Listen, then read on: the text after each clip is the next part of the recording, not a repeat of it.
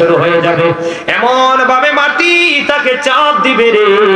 ও বন্ধু, শুধু এখানে ক্ষান্ত নয়, জাহান্নামীদের পাপের সাজার কোনো শেষ নাই। জাহান্নামী যারা ভয়ঙ্কর আযাবের মধ্যে তাদেরকে নিপতিত হতে হবে। আপনারা আমার দিকে তাকান, জাহান্নামী যারা, পাপী যারা, তাদের জন্য আমার আল্লাহ বলেছেন ইন্নাল মুনাফিকিনা ফিদ দারকিল আসফালি মিনান নার। আমার আল্লাহ বলেছেন the hypocrites will be in the lowest place of hell.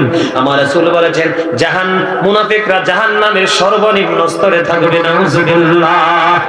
আমার রাসূল বলেছেন believers love the profit, hypocrites don't love the profit. আমার রাসূল বলে দিয়েছেন ঈমানদাররা নবীকে ভালোবাসবে আর মুনাফিকরা নবীকে ভালোবাসবে না। যারা নবীকে ভালোবাসবে তার কবর হবে বন্ধু জান্নাত, আর যারা নবীকে ভালোবাসতে পারবে না তার ঠিকানা হবে জাহান্নাম। জাহান্নাম তো নয়, রাসূল বলে দিয়েছেন জাহান্নামীদের সবচেয়ে কম আযাব হলো আগুনের এক জোড়া জুতা। নাউজুবিল্লাহ বলেন না। আগুনের এক জোড়া জুতা, জুতাটা পড়াই দিতে দেরি রে। ও বন্ধু, জুতাটা পড়াই দিতে দেরি, মাথার মগজ টকবক টকবক করে উতরাইবে। তুমি কি করবে সেদিন সইতে পারবা না, কাউকে তুমি সাহায্যকারীও তুমি পাবা না। এখানে শুধু ক্ষান্ত নয়, আমার রাসূল বলে দিয়েছেন হাদিস শরীফের মধ্যে এসেছে বন্ধু, হযরত আবু হুরায়রা রাদিয়াল্লাহু তাআলা আনহু থেকে হাদিস বর্ণিত। রাসূল বলেছেন আমার আল্লাহ জাহান্নামের আগুনকে 1000 বছর তাপ দিয়েছেন, আগুনের রং হয়ে গেছে বন্ধু লাল। আমার আল্লাহ বলে আরো 1000 বছর তাপ দিলেন, আগুনের রং হয়ে গেল বন্ধু সাদা। আরো 1000 বছর তাপ দিলেন, আগুনের রং হয়ে গেল বন্ধু কালো। এই 3000 বছর আগুনকে উত্তপ্ত করে ওই মুনাফিক নামক জাহান্নামীদের জন্য আমার আল্লাহ আগুনকে বরাদ্দ করে রেখেছে। শুধু এখানেই ক্ষান্ত নয়, আমি আপনাদেরকে বলে দিই, এই পৃথিবীতে কিন্তু মনে যা চায় আমরা তাই খাইতে পারি, কিন্তু পরে আপনি যদি জাহান্নামী হও বন্ধু গো, ওখানে তোমার ইচ্ছে মতো কিছুই হবে না, কিন্তু জান্নাতি যদি হও তোমার ইচ্ছে মতো হবে। আরো জোরে বলুন না সুবহানাল্লাহ। আমি আপনাদেরকে বলি, পবিত্র কালামে হাকিমে এসেছে বন্ধু, জাহান্নামীদের জন্য একটা খাবার বরাদ্দ রেখেছেন। ওই খাবারের নাম হলো বন্ধু বিষাক্ত কাঁটাযুক্ত ফল জাক্কুম।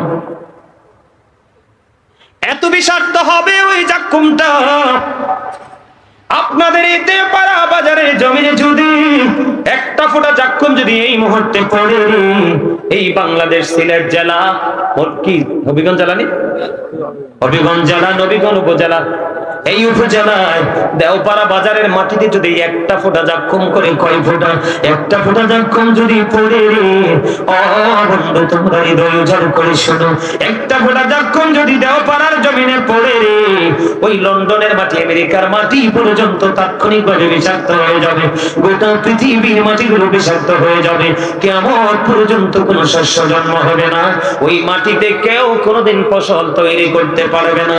ওরা দেওপাড়ার মানুষ, আমার ভাই, আমার বাবা গো, ওই খাবারটা তোমাদের জাহান্নামী যারা তাদের জন্য বরাদ্দ। কেমন করে খাইবো, কেমন করে বন্ধু সহ্য করবা?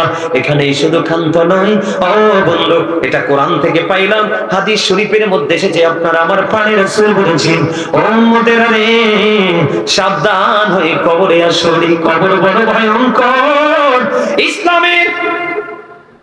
ইসলামের তৃতীয় খলিফা হযরত উসমান রাদিয়াল্লাহু তাআলা কবর দেখলেই তিনি শুধু কাঁদতেন, কবর দেখলে শুধু কান্ত, চোখ দুইটা যেন বন্ধু ঝর্ণা হয়ে যেত, শুধু কান্না করত। এবার প্রশ্ন করলেন, আপনি কেন কবর দেখলে কাঁদেন? এবার হযরত ওসমান ডেকে ডেকে বললেন, কবর দেখলে কেন কাঁদি রে? পরকালের জীবনের প্রথম ধাপ হলো কবর। ওই কবরে যদি পার পেয়ে যায় তার সবকিছু ইজি হয়ে যাবে, সহজ হয়ে যাবে। আর কবরে যদি রেস্ট হয়ে যায়, আটকা পড়ে যায় রে, তার বাকি সবগুলো তার প্রতিকূলে চলে যাবে। কেমন করে সইবে রে মানুষ, সইতে পারবা না গো। আমার রাসূল জানিয়ে দিয়েছে রে ও আমার দেওপাড়া আমার ভাই বাবারা, আমি আরেকটু আলোচনা করে আলোচনাটা বুঝিয়ে দিব, তোমরা বিরক্ত হও না, একটু মনটা দিয়ে আলোচনা শোনো। কত ভয়ঙ্কর হবে বন্ধু জাহান্নামীদের অবস্থা। আমার রাসূল বলেছেন ও বন্ধু, হাদিস শরীফের মধ্যে এসেছে ওই জাহান্নামীদের জন্য একটা খাবার বরাদ্দ আছে, ওই খাবারটার নাম হলো বন্ধু তিনাতুল খাবার। কি? আরো জোরে বলেন না কি? মুখস্থ করেন না, তিনাতুল খাবার। ইয়া রাসূলুল্লাহ, ইয়া হাবিবাল্লাহ, নবী গো, ও প্রাণের নবী, এই তিনাতুল খাবারটা কি গো নবী? আমার নবীজি বললেন এই তিনাতুল খাবারটা হলো রে আরেকটা জাহান্নামীর নিংড়ানো রক্ত, পুজ অথবা ঘাম। নাউজুবিল্লাহ বলবেন না আপনারা? রক্ত, পচা পুজ, মানুষের শরীরে বিষ পোড়া হয় না? পাকার পরে দেখবেন বিষ পোড়া বার হয় কিনা। ও বন্ধু, রক্ত, পুজ অথবা ঘাম, ওই জাহান্নামীদের জন্য খাবার বরাদ্দ করে দিলেন। আমার রাসূল বন্ধু জানিয়ে দিয়েছে ঘামের গন্ধ যদি নাকে লাগে একজন আরেকজনের পাশে বসিনো, একবার পরার পরে পোশাকটার পরি না, ঠিক কিনা বলেন? কিন্তু বন্ধু ওপারে কত ভয়ঙ্কর খাবার। সবচেয়ে বড় খবর হলো পৃথিবীর আপনি যাই খান না কেন পানি পান করা ছাড়া বাঁচা সম্ভব না। কথা বলেন না ঠিক না ঠিক? পানি পান করা ছাড়া বাঁচতে পারবো না আমরা, পানি ছাড়া বাঁচা যায় না রে। জাহান্নামীদের ভয়ঙ্করতার কথা কেমন করে বলে শেষ করব? জাহান্নামে যারা অপরাধী, যারা বন্ধু, তাদের জন্য তাদের যখন পানির তৃষ্ণা লাগবে তাদের জন্য পানি বরাদ্দ করে দেওয়া হয়েছে। ওই পানি এত তপ্ত, এত গরম গো, ওই পানিটা তার মাথা দিয়ে ঢেলে দেওয়া হবে। কি দিয়ে? মাথা দিয়ে ঢেলে দেওয়া হবে। মাথায় ঢালতে দেরি, পেটের মধ্যে ঢুকতে দেরি হবে না। পেটটার মধ্যে ঢুকতে দেরি রে। মোমের মধ্যে আগুন লাগলে যেমন বন্ধু মোমটা গলে নিশ্চিহ্ন হয়ে যায়, বরফের মধ্যে পানি লাগলে যেমন বরফ নিশ্চিহ্ন হয়ে যায়, কিন্তু বন্ধু পাপীরা নিশ্চিহ্ন হবে না। একবার পড়বে আবার ছাই হবে, একবার ধ্বংস হবে আবার পুনরায় পুনর্জীবিত হবে। বলে কেমন বন্ধু? ও বন্ধু, পানিটা আপনার মাথায় ঢালবে, পেটের মধ্যে ঢুকবে, 2 রানের মধ্যখান দিয়ে বন্ধু লিকুইড হয়ে বের হতে থাকবে।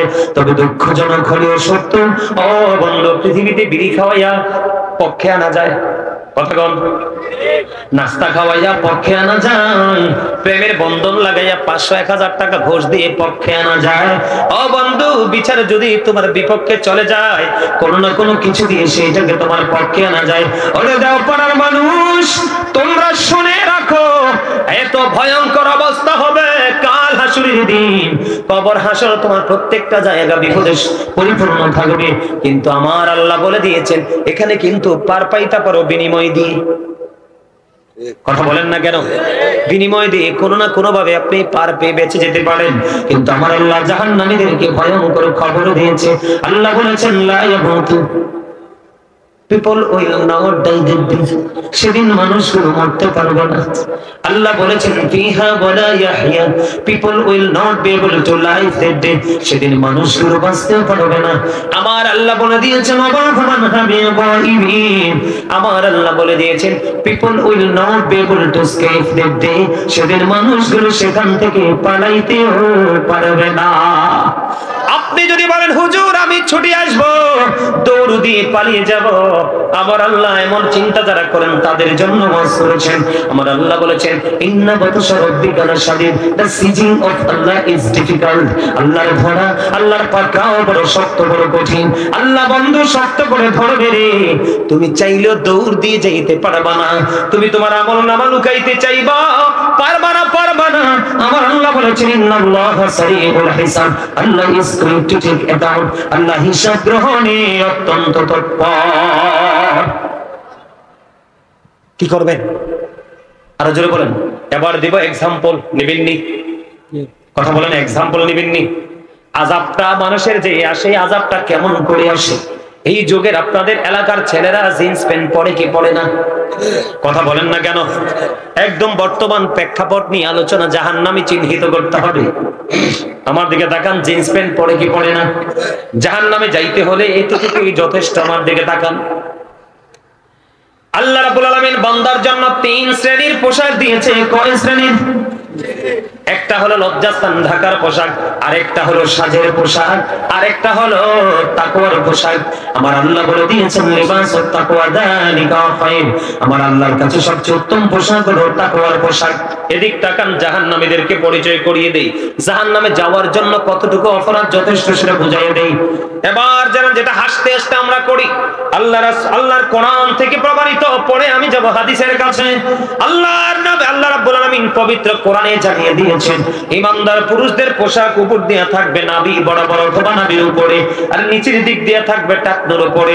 এই পোশাক পরা, এই কন্ডিশনে পোশাক পরা ইমানদার পুরুষের জন্য পর্দা এবং ফরজ। সুবহানাল্লাহ বলেন না কেন? এটা হলো পুরুষের জন্য পর্দা, উপর দিয়ে নাভি বরাবর আর নিচের দিক দিয়ে বন্ধ টাকনুর উপরে, এইটা হলো পুরুষের জন্য পর্দা এবং ফরজ।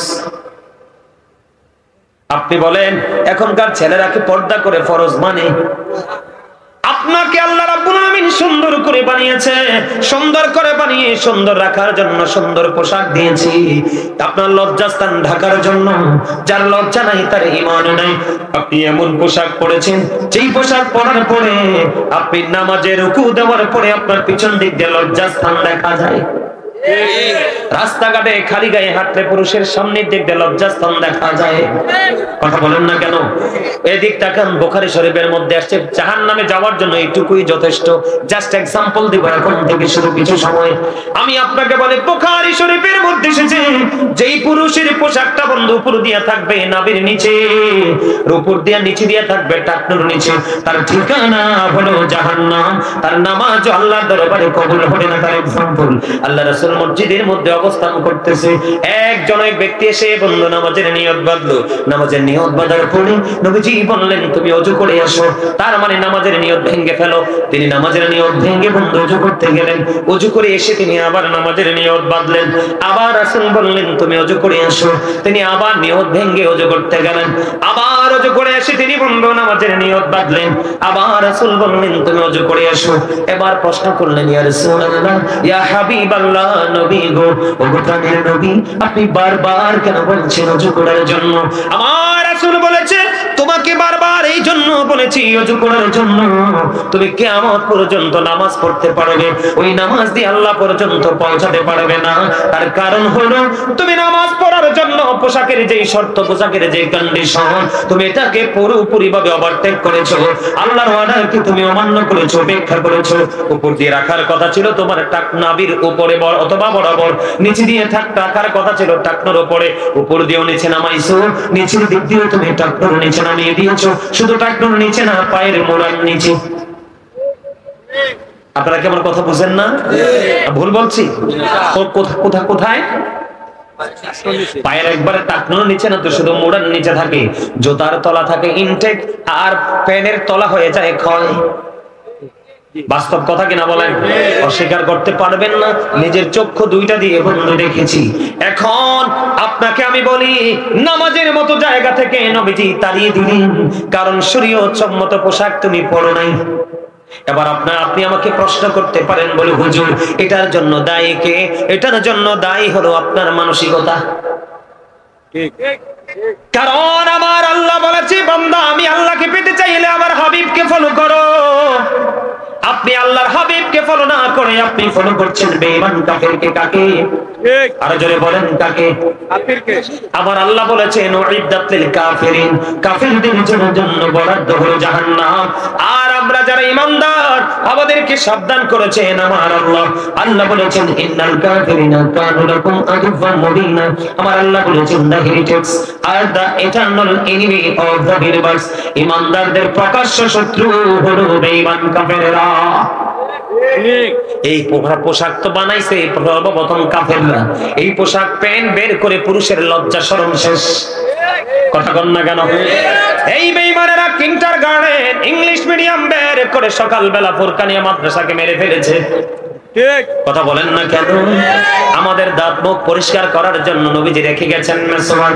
ওই বেঈমানেরা ব্রাশ আবিষ্কার করে বন্ধু মেসওয়াককে হত্যা করে ফেলেছে। ঠিক কিনা বলে? এই পোশাকটাই আপনাকে জাহান্নামে নিয়ে যাওয়ার জন্য যথেষ্ট। আপনি প্যান্ট বলেন, পায়জামা বলেন, লুঙ্গি বলেন, ট্রাউজার বলেন, যেটাই বলেন উপর দিয়ে রাখতে হবে বন্ধু নাভি বরাবর, নিচে দিয়ে রাখতে হবে টাকনুর উপরে। আবু বকর সিদ্দিক রাদিয়াল্লাহু তাআলা আনহু প্রশ্ন করলেন, ইয়া রাসূলুল্লাহ, ইয়া হাবিবাল্লাহ, নবী গো, ও প্রাণের নবী, আমার পোশাক তো আমি টাকনোর উপরেই পরি, কিন্তু মাঝে মাঝে এটা নিচে চলে আসে, নিচে চলে আসতে দেরি, আমি উপরে উঠাইতে দেরি করি না, আমার অপরাধ কি হবে গো? আমার নবী বললেন, না না না, অপরাধ হবে না। তুমি যদি নিচে নামার সাথে সাথে যদি তুমি মনে করো আল্লাহর হুকুম অমান্য হয়ে গেছে, তুমি একটু উপরে উঠাইয়া ফেলো, তাহলে তোমার কোনো অপরাধ হবে না।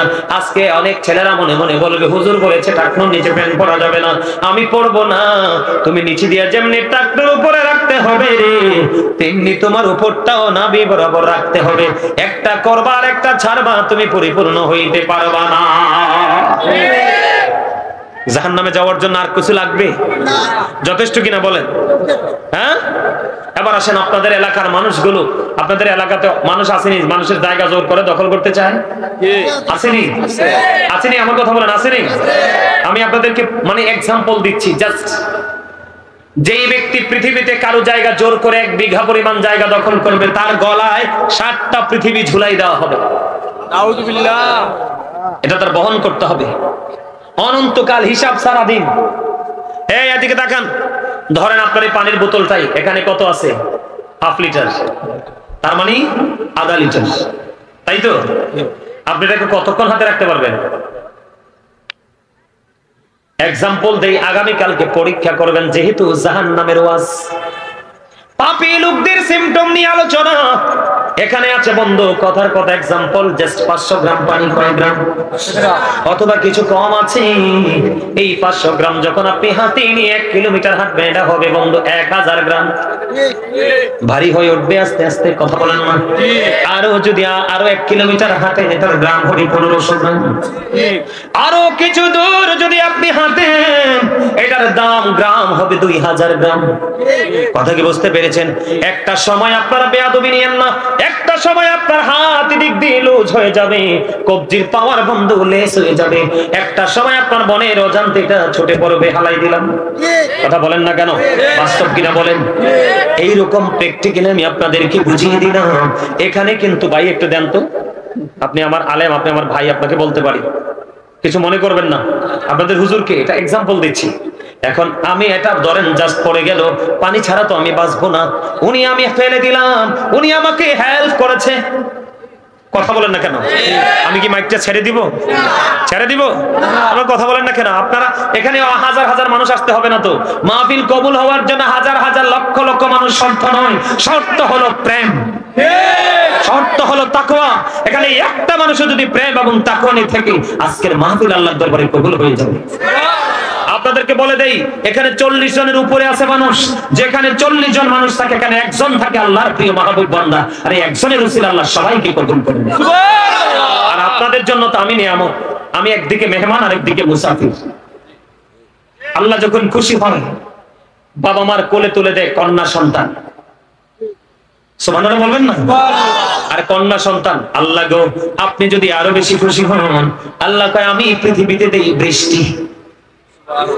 আল্লাহ আপনি যদি আরো বেশি খুশি হন, তখন আপনি কি করেন? আমার আল্লাহ বললেন আমি কারো বাড়িতে পাঠিয়ে দেই মেহমান। আপনারা মেজবান, আমি হইলাম মেহমান, মেহমানের দোয়া নিঃশর্তে কবুল হয়ে যায়।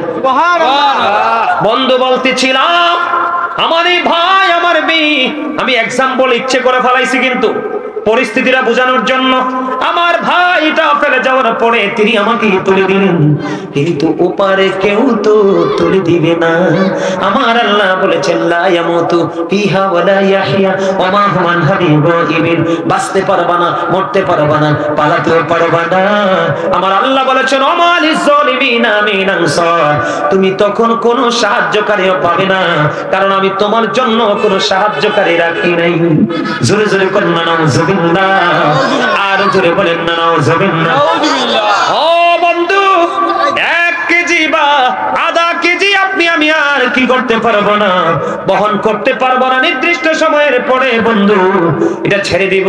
কিন্তু ওপারে কত সময় আপনার গলায় ঝুলিয়ে দিবে, 7টা পৃথিবী আপনাকে বহন করতে হবে মাত্র 1টা বিঘা জায়গা দখল করার কারণে ঝুলপুরে।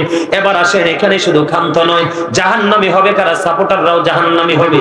রাসূল বলেছেন, তুমি জানো লোকটা ক্যারেক্টারলেস, তার মানে চরিত্রহীন, লম্পট, কথা বলে না? তুমি জানো মানুষটা খারাপ, কিন্তু তারপরেও তুমি 500টা টাকার জন্য, বাজারের দিন একটা মাছের জন্য, ও বন্ধু, অথবা তোমার কোনো বিপদ মুক্তি করে দিয়েছে এই জন্য তুমি অপরাধীকে অপরাধ করার জন্য উৎসাহ দিয়েছো, সাপোর্ট দিয়েছো। নবীজি বলেছেন, অপরাধী জানার পরেও যে অপরাধীকে সাপোর্ট দেবে সে মুসলমান থেকে খারিজ হয়ে যাবে, সে আর কখনো মুসলমান থাকতে পারে না। জোরে কন্যা নাউজুবিল্লাহ। গেল বন্ধু একটা এক্সাম্পল। এখন বর্তমানে নাথিং বাংলাদেশে ইনকাম করা একবারে সহজ হয়ে গেছে, ইজি ভাবে মানুষ আর্ন করতে পারে মান্থলি, ঠিক কিনা বলে? এটার নাম হলো কি? সুদ, কথা কয় না? কেউ কেউ বলে মুনাফা, আবার কেউ কেউ বলে বন্ধু ইন্টারেস্ট। আছে না নাই? কথা বলেন না, কথা কয় না? আসেনিও। আমি আপনাদেরকে বলি, সামুর ইবনে জুনদুব রাদিয়াল্লাহু তাআলা থেকে হাদিস বর্ণিত। নবীজি একদিন সাহাবায়ে কেরামের, বুখারী শরীফের হাদিস, নবীজি একদিন সাহাবায়ে কেরামকে প্রশ্ন করলেন, ও সাহাবীরা, তোমাদের মধ্যে এমন কি কেউ আছো আজকে কোনো স্বপ্ন দেখেছো? সাহাবীরা বললেন, ইয়া রাসূলুল্লাহ, না না না, আমাদের মধ্যে এমন কেউ নাই, আমরা স্বপ্ন দেখেছি গো নবী। এবং নবীজি বললেন, আমি একটা স্বপ্ন দেখেছি, তোমাদেরকে বলবো। ইয়া রাসূলুল্লাহ, শুনতে মনে চাই গো নবী। অনেক বড় হাদিস বন্ধু, কমপক্ষে 40 থেকে 45 মিনিট লাগবে পুরো হাদিস শরীফটা ব্যাখ্যা করতে, আমি পুরোটা বলবো না। এর মধ্যে একটা অপশন হলো, নবীজি সাহাবায়ে কেরামকে ডেকে ডেকে বলছেন, সাহাবীরা শোনো, আমার কাছে দুইজন ফেরেশতা আসলো। কি? দুইজন ফেরেশতা আসলো, এসে বলল, ইয়া রাসূলুল্লাহ, চলুন। আমি দুইজন ফেরেশতার সাথে চলতে শুরু করলাম, অনেকগুলো দৃশ্য আমি দেখতে পেলাম। কি পেলাম? অনেকগুলো দৃশ্য আমি দেখতে পেলাম। ও বন্ধু, আমার দিকে তাকান। নবীজি যে দৃশ্যগুলো দেখেছেন এর মধ্যে সেকেন্ড দৃশ্যটা হলো, আমার রাসূল বললেন, আমি দেখতে পাইলাম একটা লোক গদির মধ্যে এইভাবে চিত হয়ে হেলান দিয়ে আছে। এদিকে তাকান, হেলান দিয়ে আছে। আরেকজন বন্ধু লোহার শক্ত চিরুনি দিয়ে এই দিক দিয়ে তার চামড়াটা তুলে ফেলতেছে, চিৎকার করতেছে। একদিকে চামড়াটা তুলতেছে, আরেক দিক দিয়ে জোড়া লাগতেছে, আরেক দিক দিয়ে জোড়া লাগতেছে, আরেক দিক দিয়ে তুলতেছে। এই অবস্থা দেখে রাসূলের সঙ্গীদেরকে প্রশ্ন করলেন ফেরার পথে, ওই মানুষটা কে, তার অপরাধ কি? এবার আমার রাসূল বললেন, ওই মানুষটা হলো দুনিয়ার মিথ্যাবাদী। নাউজুবিল্লাহ বলেন না কেন? এই মানুষটা কি? দুনিয়ার মিথ্যাবাদী। একদিক দিয়ে জীবন্ত মানুষের চামড়া তোলা হচ্ছে, আরেক দিক দিয়ে জোড়া লাগতেছে, এমনি ভাবে চিৎকার চলতেছে, সাজাও চলতেছে। বন্ধু, আমি আপনাদেরকে বলে দেই, আমাদের দেশে অনেক বক্তা আছে, দেখবেন কাল্পনিক গল্প বলে স্টেজে বসে বসে। একটা কথা মনে হয়েছে কইলে তেমনি, আরে আমি না, বক্তার স্টাইল ডিজাইন, কথা কয় না কেন? এরকম বক্তা আছে না নাই? আবার নিজেকে পীর দাবি করে, তার চেহারা দেখলে আমার কাছে বন্ধু পীর তো থাক দূরের কথা, হক্কানি আলেম মনে হয় না। না ভুল বলছি? কয়দিন আমি দেখছি এক বক্তা বলতেছে, সিলেটে নাকি মাহফিলে এসেছে, সভাপতি নাকি বলছে হুজুর একটু বিরতি দেন, তখন নাকি বিরতি নিছে। তারপরে বলছে যে আমি চাইয়া দেখলাম একটু পরে ব্রিক ফিলের মতো ধোঁয়া উঠে। পরে সভাপতি আসার পরে জিজ্ঞেস করলাম, ব্যাপার কি? কয় ব্যাপার হলো ওইখানে সবাই মিলে বিড়ি খাইছি। নাউযুবিল্লাহ। এটা আমার বক্তব্য নয়, ওই বক্তার বক্তব্য। আমরা শুনছেন কিনা জানি না, শুনেন নাই? বন্ধু, কাল্পনিক গল্প বানিয়ে বানিয়ে বলে মানুষকে মজা দেওয়ার জন্য। রাসূল বলেছেন, মানুষের মনের ঘরে ধোলা দেওয়ার জন্য কেউ যদি কাল্পনিক গল্প বানিয়ে বলে, এটাও মিথ্যা। ও বন্ধু, এটাও মিথ্যার অন্তর্ভুক্ত। যেই ব্যক্তি মিথ্যা বলবে তার সিকিউরিটির জন্য তার সঙ্গে যে ফেরেশতা দেওয়া আছে, ওই ফেরেশতাগুলো 1760 গজ দূরে চলে যায় তাকে ফেলে। শুধু মিথ্যা বলার কারণে তার মুখের দুর্গন্ধ বের হয়। জোরে জোরে বলেন না নাউযুবিল্লাহ। বুঝতে পারছেন নি? সাজাটা বুঝতে পারছেন নি? ও বন্ধু, তার চরিত্র হলো, মানুষের চরিত্র হলো, কেউ এই ঘর থেকে এই ঘরে মিথ্যা কথা বলে ঝগড়া লাগায়, কেউ এই বাড়ি থেকে ওই বাড়ি, কেউ এই সমনি থেকে ওই সমনি, আসরা নাই? এমনি করে করে বন্ধু এখন বর্তমানে সোশ্যাল মিডিয়ায় দেখা যায় সমস্যা কি? যাইলে জানাতে সোশ্যাল মিডিয়ায় দেখা যায় বন্ধু মিথ্যার ছড়াছড়ি, ঠিক কিনা বলেন? সংবাদ পাঠক পাঠিকারা ও বন্ধু এইভাবে টেনে টেনে তাদের সাজা কন্টিনিউ বরাদ্দ রইল। নাউজুবিল্লাহ। আমার নবীজি আরেকটা দৃশ্য দেখতে পেয়েছে, আমার রাসূল আরেকটা দৃশ্য দেখতে পেলেন। একজন লোক রক্তের নদীতে সাঁতার কাটে। কি কাটে? রক্তের নদীতে সাঁতার কাটতেছে। ওরা সাঁতার কেটে কেটে কুলে আসতে চায়, আরেকজন পাথর নিয়ে বন্ধু কুলে দাঁড়িয়েছে। আসতে যখন চায় তাকে পাথর মারা হয়। এবার সঙ্গীদের কি নবীজি প্রশ্ন করলেন, এই মানুষটাকে তার অপরাধ কি? এবার এই কথা বলার পরে এবারে ফেরেশতারা বলল, নবী গো, ওইটা হলো দুনিয়ার শোধ করে এই জন্য তার এই সাজা বহাল। নাউজুবিল্লাহ বলেন না। সত্য খায় না, গরিবের শরীরে রক্ত চষে নিয়ে আসে। কথা কয় না কেন? শুধু তাই নয়, নবীজি যখন মেরাজে গেলেন, মেরাজে যাওয়ার পরে জাহান্নামের দিকে নজর দিলেন। নজর দিয়ে চাইয়া দেখে এক একটা মানুষের পেট এক একটা ঘরের মতো বড় বড়। ও জিবরাইল, এই ঘরের মতো বড় বড় পেট ওরা মানুষগুলো কারা? এবার জিবরাইল ডেকে ডেকে বললেন, ইয়া রাসূলুল্লাহ, নবী গো, এরা হলো দুনিয়ার সুদখোর। আমার নবীজি বললেন, এদের পেটের দিকে তাকায়া দেখলাম, এদের পেটের মধ্যে সাপ। জোরে জোরে বলেন না নাউজুবিল্লাহ। দেখবেন সুদখোর মোটা হয়, এটা হলো তার অভিশাপ। কি এমনি করে করে করে করে প্রত্যেকটা সেক্টরে গিয়ে দেখবেন এখন অপরাধের ছড়াছড়ি। কথা কয় না কেন? যে ব্যক্তি সুদের মাধ্যমে 1 টাকা খাইলো, সে যেন তার মায়ের সাথে 36 বার জিনা। নাউজুবিল্লাহ। এমনি করে করে পাপের কোনো শেষ আছে না? নাই? আরো জোরে। নবীজি আরো দেখলেন, আজকে গতকালকে খবর পাইলাম 24 ঘন্টা না 48 ঘন্টার মধ্যে কয়টা ধর্ষণ হয়েছে?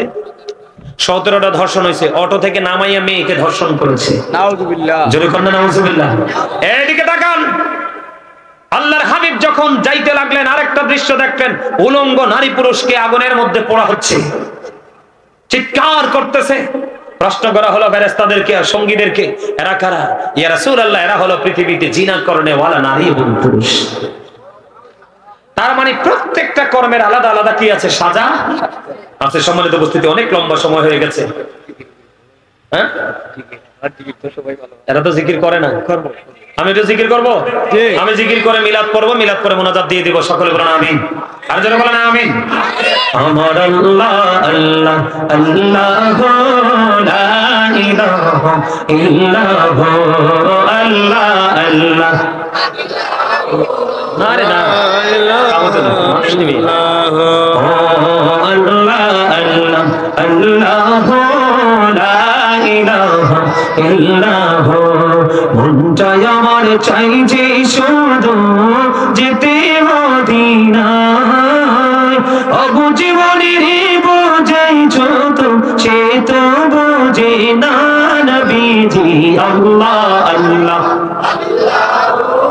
লা ইলাহা ইল্লাহু আল্লাহ আল্লাহ। জোরে জোরে। লা ইলাহা ইল্লাহু। না জানি তো বাইতে নৌকা, না জানি সাঁতার, আইরে দয়া করে পার করিও জাহান্নাম মাজার নবীজি। আল্লাহ আল্লাহ আল্লাহ লা ইলাহা ইল্লাহু আল্লাহ আল্লাহ।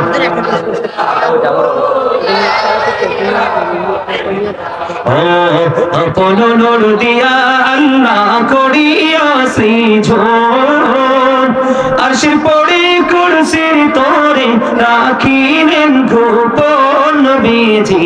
আল্লাহ আল্লাহ আল্লাহ লা ইলাহা ইল্লাহু আল্লাহ আল্লাহ লা ইলাহা ইল্লাহু। সশরীরে জিন্দা নবীজি সোনার মদিনায়, আসুন সবাই দাঁড়াইয়া জি আল্লাহ আল্লাহ আল্লাহ লা ইলাহা ইল্লাহু। ইয়া নবী সালাম আলাইকা السلام وعليك يا حبيب وعليك السلام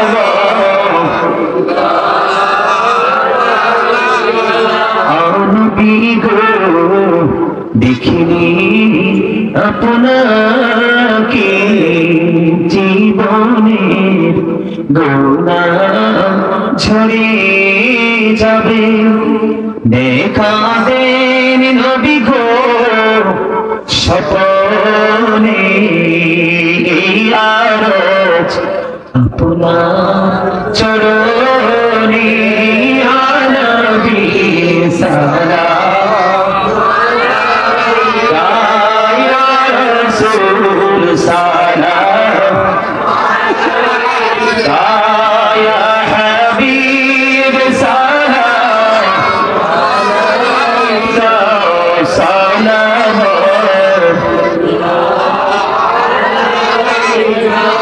আহত জাহানের বাদশাহ কন্দেরি সাইফের রাস্তার কিনারে কেন যে